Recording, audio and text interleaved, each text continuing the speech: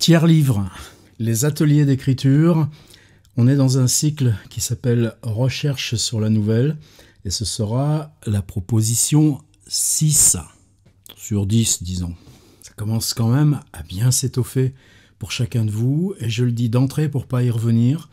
N'hésitez pas, quand vous m'enverrez là où vous en êtes, si vous en êtes dans la 5 ou là, donc la 6, si vous avez envie de rajouter à la 1 images mentales séparées les unes des autres, ou à la 4, ces 4 registres de récits sur un seul thème, vous me les mettez dans le même fichier, à la fin, ajouté à la 4, ajouté à la 1, et ça va être important pour la dernière boucle.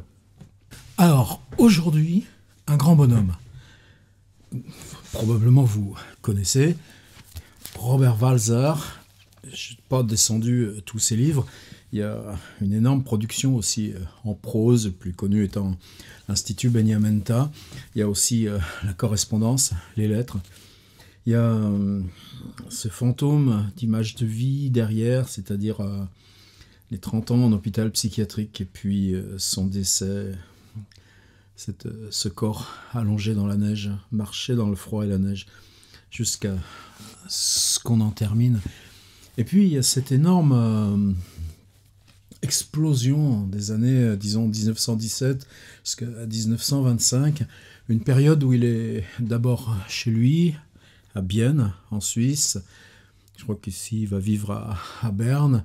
Et puis il y a au moins une période d'1 an à Berlin. Et retour en Suisse.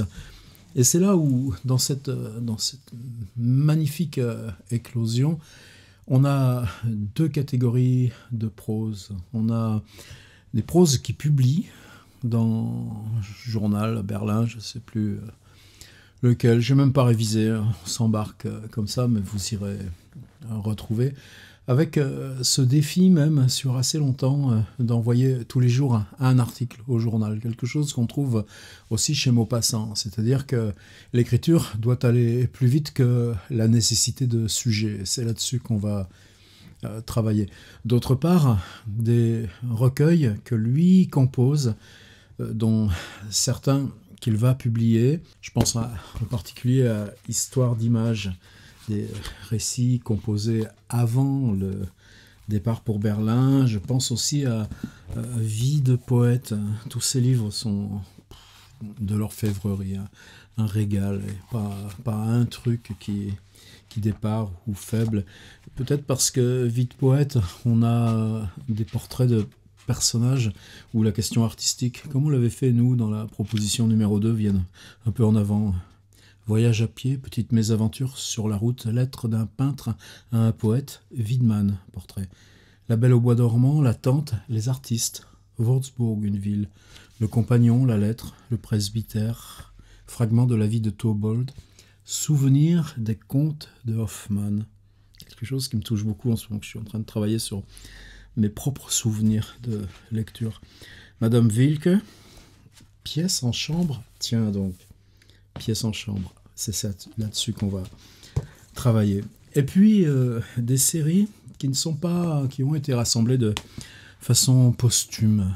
Et donc vous savez que le centre de gravité, le plus lourd, le plus décisif, c'est ce mot microgramme. Ce sont ces feuilles totalement folles, remplies d'une écriture minuscule, et on en a 526. Et cet ensemble, publié chez Zoé, traduction Marion Graff, comme la plupart des ouvrages de cette collection, je crois que là c'est seulement 80 histoires, en témoignent 77 proses choisies parmi les fameux microgrammes. Il aura fallu une 20aine d'années pour déchiffrer ces manuscrits inédits, notés au crayon d'une écriture minuscule sur 526 feuillets disparates, enveloppes, marges de journaux, formulaires officiels. Donc là, on a, avec le territoire du crayon, la première traduction française de cet immense chantier d'écriture, et c'est aussi une recherche infinie. C'est peut-être quelque chose qui, dans l'ordre du récit bref, serait aussi géant que Proust pour les structures du roman. Walser n'était pas du tout méconnu. Par exemple, pour Kafka, il a eu une grande importance, c'est précisément aussi, ou en particulier, ou d'abord, par cette idée de prose brève. Alors, qu'est-ce qu'on va faire avec Monsieur Walser? J'ai fini mon prologue? Non, j'ai peut-être pas donné assez d'importance au travail que font les éditions suisses Zoé, donc avec s'engager dans le microgramme, il y a aussi les lettres, et puis donc d'avoir choisi de présenter, de rassembler par thématique, par affinité, par période d'écriture, c'est un truc de prose, et Marion Graff est une grande traductrice. Vraiment un hommage, elle est suisse, elle est du même pays, en tout cas, je crois qu'elle habite Lausanne, mais en tout cas dans ces zones de la langue française, le roman, où le jeu entre l'allemand, l'italien est un questionnement permanent sur sa propre langue. Donc, vrai hommage à Marion Graff de nous avoir autorisé l'entrée dans ce trésor qui n'a rien à voir avec les proses de Robert Walser.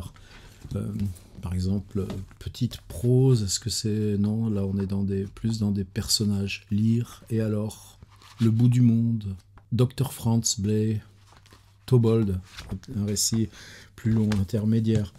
Je crois que c'est dans Nouvelles du jour où il y a ce texte sur la radio, c'est-à-dire qu'il est revenu de Berlin, il est en Suisse, et là, écouter la radio pour la première fois fait qu'il a la possibilité d'entendre à distance, en temps réel, un concert qui se déroule justement à Berlin. Et tout d'un coup, l'esprit dérive, et puis ça fait...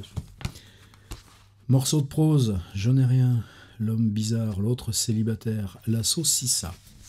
Tiens, ça ferait un bel atelier. À quoi je pense? Je pense à une saucisse. C'est affreux. Jeunes gens, hommes qui servaient l'État, vous en qui l'État place son espoir, prenez soin de m'examiner, de considérer en moi un horrifique exemple, car je suis tombé bien bas. Je n'arrive pas à m'arracher à la pensée que j'avais tout à l'heure. Une saucisse qui est perdue pour toujours, à présent. Je l'ai sortie de mon armoire et à cette occasion, je l'ai mangée, avec un plaisir trop sincère, semble-t-il. J'ai mangé ce qui pourrait encore exister si je ne l'avais pas englouti. Il y a quelques minutes encore, la meilleure, la plus juteuse des saucisses était là, bien en chair, mais à présent, par la faute d'une consommation hélas trop étourdie, la plus délectable des saucisses a disparu, ce dont je suis inconsolable, ce qui était là, tout à l'heure, est loin, et plus jamais personne ne me le rendra. C'est-à-dire, il y en a encore une page, 2 pages, 3 pages, et voilà, vous voyez? Est-ce que vous pouvez tenir, vous, 3 pages sur juste un point de départ aussi mince, sur une pensée qui vous traverse la tête, et puis ce truc qui était là n'est plus là? C'est compliqué comme exercice. Eh bien, on a toute la magie de Robert Walser. Vous dites, bon, elle va pas nous faire le coup de la saucisse, on va prendre un truc quand même un peu plus costaud. Eh bien, j'avais envie de me faire plaisir. C'est-à-dire, on est en recherche, on est en exploration, c'est-à-dire que ce que je fais là, dans ces ateliers, je ne l'ai jamais fait avec personne. On a des discussions, par exemple, là, ces jours-ci, je sais que c'est difficile que vous m'envoyiez les textes là, cette semaine, j'étais en workshop avec les étudiants, je n'avais pas une minute à moi, j'ai dû faire 2 mises à jour le matin entre 6h et 7h, mais je peux même pas accuser réception des textes. Donc, on est complètement à l'horizontale, c'est-à-dire que moi, je reçois toute cette diversité, cette pluralité qui m'est renvoyée, je reçois de vos obstacles, je reçois de vos détournements, et puis ce groupe Facebook où s'organisent les rebonds, les discussions, et donc il y a cet étage où on n'est pas dans l'analyse de texte. Pour moi, c'est un vrai travail, et avec mes étudiants, j'espère que je le fais un petit peu sérieusement, analyser un manuscrit, même bref, comme un exercice d'écriture du type de ce qu'on fait, c'est pas un avis, c'est pas une impression, c'est pas un petit retour subjectif. C'est une question d'analyse, question de reprendre avec des impros, des décalages, et tout ça. C'est un travail. Je ne peux pas le faire à l'échelle où on est. Par contre, je crois que collectivement, on arrive ensemble à l'établir. Mais moi, j'ai décidé de profiter de la liberté qui m'était accordée. Si ça se plante la gueule, c'est pas grave, vous zapperez la 6 et vous reviendrez à la 7. Je m'arrangerai pour rattraper avec quelque chose complètement différent. Mais peut-être ça va être le contraire. Peut-être justement parce que c'est un peu foufou, mais que j'ai vraiment envie d'aller voir ce foufou-là, qu'on va être dans la plus belle des séances qu'on a ensemble depuis le début. De quoi il s'agit? De la nouvelle de Walser, qui pour moi est ma favorite. Donc on est dans Vie de poète. Peut-être même que vous l'avez chez vous, le bouquin. C'est un des plus... C'est un des sommets de ce continent des proses brèves de Walser. De quoi il s'agit dans Pièce en chambre? Je connais un écrivain qui, après s'être vainement évertué pendant plusieurs semaines à trouver un sujet convenable, finit par avoir la plaisante idée d'entreprendre un voyage exploratoire sous son lit. Le résultat de cette expédition téméraire et périlleuse fut cependant, ainsi que n'importe qui eût pu le lui prédire en le voyant faire, égal à 0. Désappointé, découragé, notre aventurier dut se relever du parquet sur lequel il s'était jeté, non sans le regret assez cuisant de n'avoir déniché aucun sujet de texte intéressant et digne de ce nom. Que faire à présent? Comment diable assurer mon maigre et frugal pain quotidien? Se demandait-il, dévoré d'inquiétude et d'appréhension. Et comme il se creusait ainsi la tête pour trouver une issue aux ténèbres mentales qui l'environnaient, il découvrit soudain juste sous son nez un spectacle si singulier, si captivant, que de sa vie il n'eût osé rêver pareille aubaine. C'est beau le travail de trad de Marion Graff, hein? En effet, sur la cloison, qui était grise, noire et tachée de moisie, pointait un vieux clou rouillé auquel était suspendu un parapluie. Il y a une page ensuite. Là, vous irez, le texte est bien sûr dans les petits extraits que je vous donne à chaque fois. Donc, vous voyez, il y a un lanceur. Le lanceur, il est totalement paradoxal pour nous en atelier d'écriture. Et en particulier pour moi, dont le rôle c'est de définir un territoire, un lanceur, un déclencheur, donc de dire on travaille sur ci, on travaille sur ça, et pour travailler sur ci, on s'y prend de cette façon-là. Eh bien non, là j'avais envie de simplement revenir à cette phrase qui est peut-être une des plus belles, des plus grandes de Flaubert, et que je vais évidemment citer de travers, qui est « Un grand livre doit tenir sur rien ». Une grande prose ne tient sur rien. Eh bien, je voudrais qu'aujourd'hui, on se lance à écrire. Je vais quand même ajouter une contrainte formelle. On n'est pas justement chez Walser, qui travaille avec des successions régulières de paragraphes, mais je souhaite que vous me fassiez un paragraphe compact. J'insiste toujours. Je crois qu'on n'est pas encore au bout, enfin dans ce que je vois là de ce qui m'arrive, de comprendre comment le travail de la prose, c'est cette friction permanente du continu et du discontinu. Le discontinu est facile. Par contre, si on rapproche les bords du discontinu, on comprend des trucs. Ça veut dire que travailler sur des phrases autonomes, indépendantes, mais coincées dans l'intérieur d'un même bloc paragraphe, c'est vachement important. C'est là où on apprend cette mécanique de la prose. En tout cas, moi, aujourd'hui, je vous le demande. On l'a déjà fait sur Sarraute. La plupart d'entre vous ont respecté la consigne. Il faudrait quelque part un indicateur des respecteurs, des pourcentages de respecteurs. Là, je voudrais être encore plus insistant. S'il vous plaît, envoyez-moi un seul paragraphe, un paragraphe bloc. Et il y a quoi dans ce bloc? Eh bien, rien. Quoi? Rien. Chez Walser, le narrateur, écrivain, est sans sujet, alors qu'il vit de son écriture comme Walser, qui, chaque matin, envoie une prose, son journal berlinois, pour vivre. Il n'y a pas de sujet. Dans le désespoir de ce sujet, devant lui, dans sa chambre, il y a à la cloison du mur un petit clou, un vieux clou humble, rouillé, auquel pend un parapluie, un objet utile, invisible quand on n'a pas conscience du besoin, raccrocher ou décrocher le pébroc. Vous avez déjà beaucoup écrit. 1, 2, 3, 4, 5 propositions. À quel endroit il y a un petit clou? À quel endroit, dans votre paysage d'écriture, non pas ce que vous avez autour de vous, mais dans les textes que vous avez écrits, il y a un petit truc, un petit machin, un bout de paysage, un coin de ciel, une porte de maison, une fenêtre, une chose, théière, cafetière, je dis n'importe quoi. Mais il y a des objets. Ou peut-être que précisément c'est ça l'interrogation. Vous avez installé votre dialogue dans une maison, dans une pièce particulière, et la pièce, il y a peut-être une table et des chaises, mais on n'a pas le petit bout, le petit coin de toile cirée, vous n'avez pas pris la peine d'en parler. Et vous voyez, on n'est pas chez Francis Ponge à aller parler d'un objet, on est dans quand même quelque chose de plus funambule, c'est-à-dire comment la phrase peut tenir par ses propres catégories. Vous savez, si justement ce serait le Ponge du verre d'eau, vous savez, dans ce livre qui s'appelle Méthode au pluriel, bougez pas. Je pense qu'à force que j'en parle, vous, probablement toutes, vous avez ce livre de Ponge qui s'appelle Méthode, donc en folio essai. Donc c'est ce truc, je dois tenir une conférence sur la poésie, moi qui suis bègue et ne sais rien à la poésie, puisque je parle des choses. De quoi elle sera faite ma conférence? Eh bien, entre moi et les gens, j'aurai sur ma table un verre d'eau.